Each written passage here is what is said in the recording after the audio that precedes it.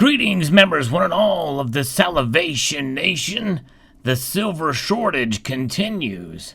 The Royal Mint runs out of silver bars. I'll explain.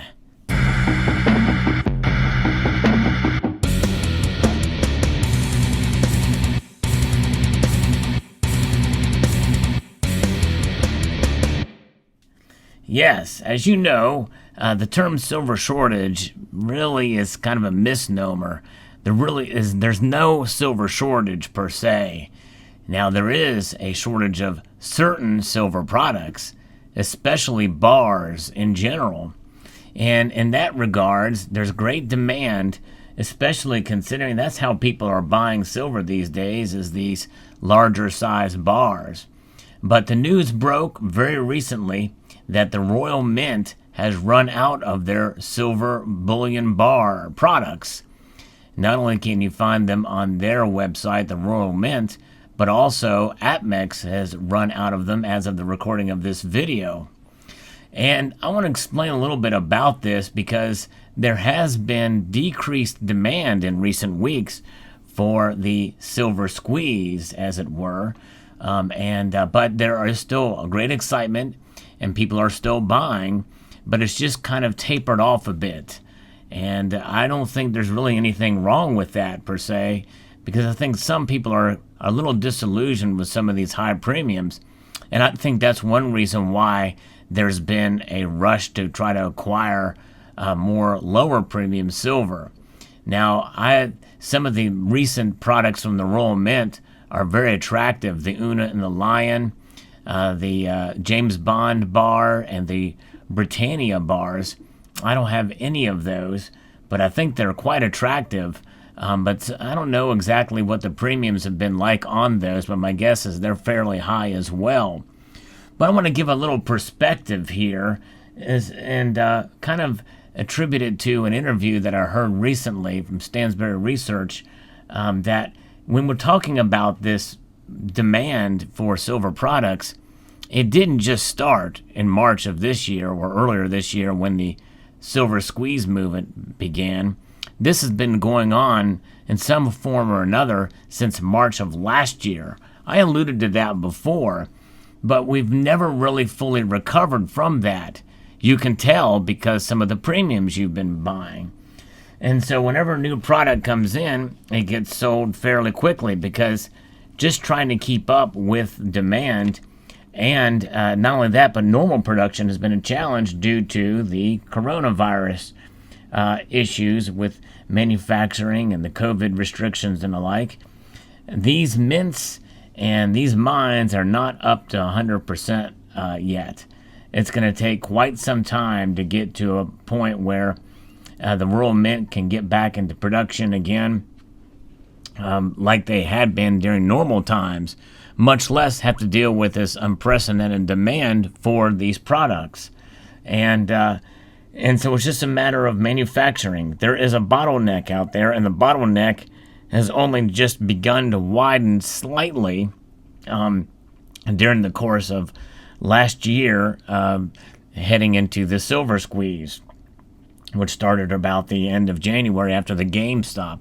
This GameStop AMC revolution really sparked this silver squeeze movement, which I think, again, is a great thing, but is an opportunity to educate the new stackers into the community at large. In other words, not just here on YouTube, and really not just on Reddit either at Wall Street Silver Forum, but I think overall at large it's a great opportunity to educate people about what makes silver great in the first place, and that if you try to buy it in order to send a message or to break the COMEX or what have you, you might be disappointed for a myriad of different reasons. But that's really not the purpose of this video. The purpose of this video is to give you a little perspective as to what's going on with this silver shortage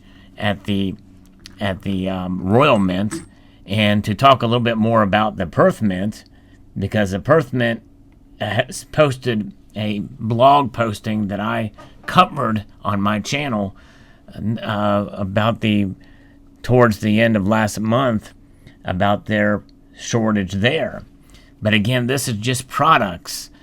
This isn't silver. They mentioned allocated versus unallocated silver. And understanding how that moves from one account to another is probably some behind-the-scenes scenarios that we're not quite privy to. And I don't know that if we're qualified to really speak about that. But one thing we are qualified to do, and that is to accumulate silver in the physical form. And if you can get it in bar form, if you can get it in rounds, well, hey, then I think that's a great way to go to get it in any form that you can that is somewhat recognizable for the lowest premium. At this point, that's what I would be doing.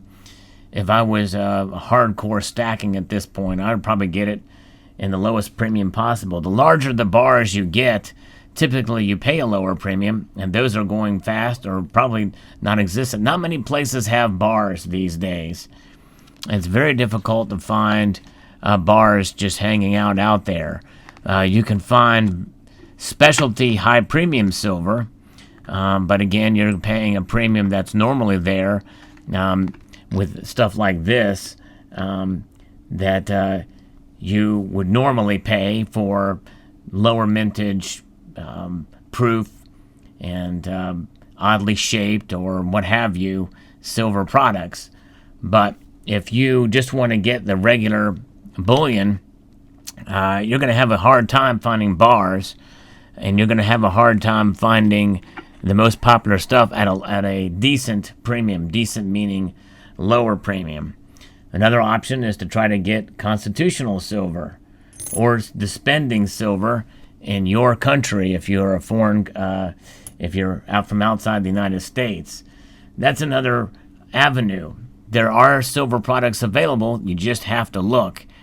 And you have to understand that just because the Royal Mint has run out of these silver products, they are still recovering from the problems of the COVID-19 pandemic. The U.S. Mint put out a statement recently saying that some of their orders were going to be delayed because of the pandemic. Are they using that as an excuse? I don't know. At this point, it does seem like that's probably the case because, by now we should have learned to adapt and overcome and be able to meet some of the demand and some of the challenges that we face in times like these. But regardless, here we are heading into into April, and we're still using the pandemic as an excuse to not be able to fulfill orders and requirements and that type of thing. My hope is that we can get back to some normalcy with the vaccines now being distributed, but it's going to take some time, I think, probably to get back to normal. And and I'm sure there's a lot of complexities in the manufacturing process, and obviously mining production has slowed as well because of all this. So probably just is going to take time.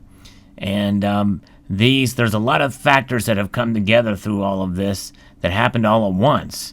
The pandemic, manufacturing, big sectors of our economy stopped or slowed down greatly, including manufacturing for the reasons. And then there's been a lot of people that have been nervous about this. And what do people do when they get nervous? Well, they try to protect themselves and protect their wealth, and they accumulate silver and gold. That's a good thing, because that's what it's there for. It's there to protect us against economic instability and problems. And but the accumulation has driven a lot of hype and a lot of misinformation and a lot of missing information and perspective and context. Context is key in a great deal of this stuff.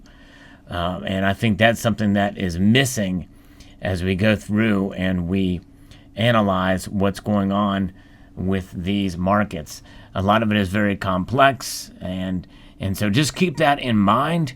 There's no reason to panic, and I don't want anybody out there to watch this video and obviously, hopefully, I'm giving you a balanced perspective on this. But if you look at another posting or another video or another perspective that says, oh no, the World Mint is out of silver, and think that's it, they're not getting any more, and then what's done is done, and then this is the beginning of the end, and then all of a sudden, within next month, all of these products come right back into stock again at great quantities, and then they're thinking, well, that didn't work, and they are disillusioned, and they just get out of it, and they sell all their silver. And that's what I worry about. Some of these new apes, we'll call them. You know, the apes are the ones that are going ape over silver. The gorillas, the silverbacks, the newbies will buy all this silver and then realize, hey, there's more out there, and it's coming back, and the price is going down, and what have you, and then they sell. And then their friends sell. And it's like, oh man, what did I get into? And then they end up hating silver because they didn't fully understand and grasp what this is about. And then let's say that through that course of time where this happens, and they sell all their silver, and then there's a big collapse, and then there's a reason to actually have held on to it. Then they're going to really be kicking themselves after that. So just something to keep in mind here. I believe if you buy it, you might as well hold on to it. It doesn't hurt, because holding on to silver is a way to protect yourself over the course of a longer period of time, especially if you use the concept of smart dollar cost averaging that I outlined in a prior video. I'll link to that at the end screen of this video so you can take a look. But there you have it. So the Royal Mint is temporarily out of silver. In fact, if you go on their website, it says awaiting stock. And I know people say, well, that's just their speak of saying that, hey, you know, so they don't want anybody to panic. But hey, they're in the business to make money. Well, actually, the Royal Mint, I don't know. They're in the business to produce these things. I mean, I guess it's a government agency, but these bars and these products are being produced, and they will continue to be produced for some time. So we'll see how it plays out, but let me know your thoughts in the comments section below. Would like to extend a multitude of gratitude to you all for taking the time to watch this video, and encourage you to please rate, share, comment, and subscribe.